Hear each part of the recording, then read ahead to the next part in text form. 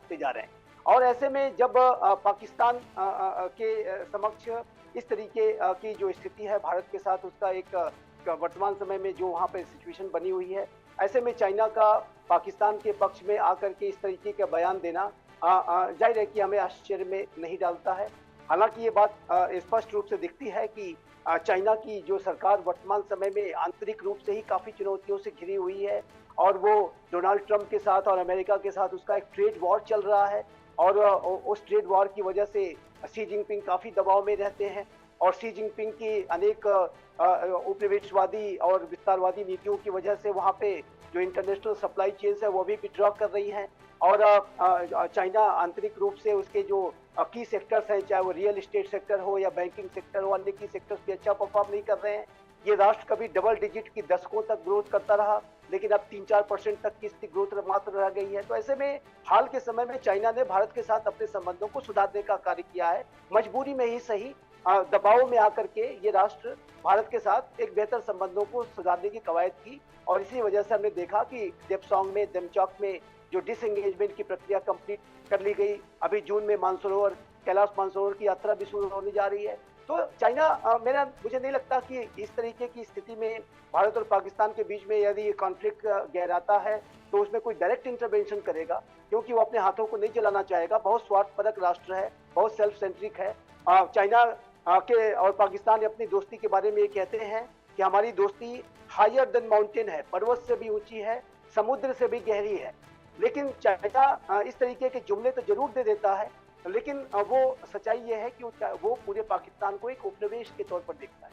मैं यहाँ पर चाइना के बारे में ये भी बताना आपके दर्शकों को चाहूंगा कि बलूचिस्तान के लोगों के अंदर जो आज का गुस्सा है वो चाइना की वजह से भी है। चाइना बलूचिस्तान के अकूत प्राकृतिक संसाधनों का दोहन कर रहा है, और वहाँ पर अपने जो ये सीपीईसी के तहत अनेक इंजीनियर्स को, वर्कर्स को भेज करके सारे रिसोर्सेज को एक्सप्लॉइट कर रहा है, और जिसको लेकर के बलूच लोगों के अंदर बहुत गुस्सा रहता है, और वो सीधा सीधा चाइना के इंजीनियर्स के, वर्कर्स के ऊपर हमले करते हैं। और अनेक ऐसे ब्लास्ट बीएलए बीएलएफ ने किए हैं जिसमें कि चाइना के इंजीनियर्स उसमें मारे गए हैं।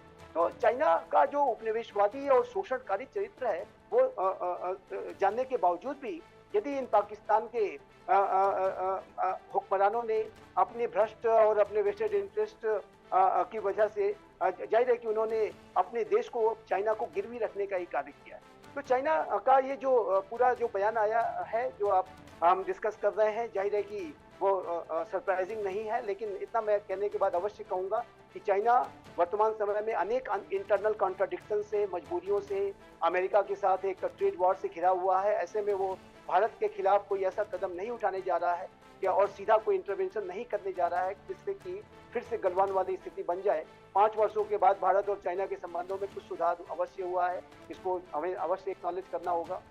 और चाइना की तरफ से मैं ऐसा कोई वर्तमान समय में चैलेंज आते हुए नहीं देखता कि जो कि चाइना कोई डायरेक्ट इंटरवेंशन करके करे, लेकिन वो पाकिस्तान के साथ अपनी एकजुटता दिखाने के लिए और उसको लगातार अपीच करने के लिए वो इस तरीके के बयान जरूर जारी करता है कि हम पूरी तरह से खड़े हैं, तुम्हें सीमा पे अपनी रक्षा करने का अधिकार है, या जिसकी जांच करा लो, पहलगाम की जांच करा लो, उसका भी उसने समर्थन किया। तो ये चाइना का जो चरित्र है, स्वार्थपरक चरित्र, और वो भी डिसेप्टिव चरित्र है चाइना का भी। और दोनों ही जो राष्ट्र हैं अपने डिसेप्शन के लिए भी जाने जाते हैं। और चाइना तो एक ऐसा राष्ट्र है कि जो कि इस बात में विश्वास करता है कि किसी भी युद्ध का सबसे अच्छा आउटकम ये होगा कि युद्ध बिना लड़े ही जीत लिया जाए, और ये सुंजू की जो फिलॉसफी पे चलने वाला राष्ट्र है। तो ये जाहिर है कि इस राष्ट्र पर भी हम भरोसा नहीं करते हैं, और जो भी हमारी हाल के समय में उसके साथ सहमतियां बनी हैं, उसके कंक्रीट एक्शंस के आधार पर ही हम आगे बढ़ते हैं। और वही चीज पाकिस्तान के साथ भी लागू होती है। और पाकिस्तान तो खैर वो वर्स्ट केस है। चाइना के साथ तो हमने बातचीत लगातार जारी रखी, लेकिन पाकिस्तान के साथ तो बातचीत की संभव नहीं है। बातचीत भी हमने बंद कर रखी, क्योंकि ये बातचीत करने की प्रक्रिया में खंजर भोंकने का जो है कार्य करता है, और इससे तो बातचीत भी नहीं कर सकते आप। तो ये दोनों राष्ट्रों का एक नेक्सस है, और इसी नेक्सस की वजह से चाइना ने ये बयान अवश्य दिया है। लेकिन चाइना कोई डायरेक्ट इंटरवेंशन वर्तमान स्थितियों को ध्यान में रखते हुए नहीं करने जा रहा है, ये स्पष्ट रूप से दिखता है। मेरे साथ मौजूद हैं निपुण आलम बयान साहब। निपुण साहब, आपको याद होगा कि पाकिस्तान ने, जो पाकिस्तान के विदेश मंत्री इशाक डार हैं, उन्होंने बातचीत की थी चाइना के विदेश मंत्री से। अब जब अमेरिका ने एक पहल दिखाई है, अमेरिका ने पहल दिखाकर पूरी दुनिया को खबर दे दी है, तो पाकिस्तान खुलकर समर्थन में आ गया।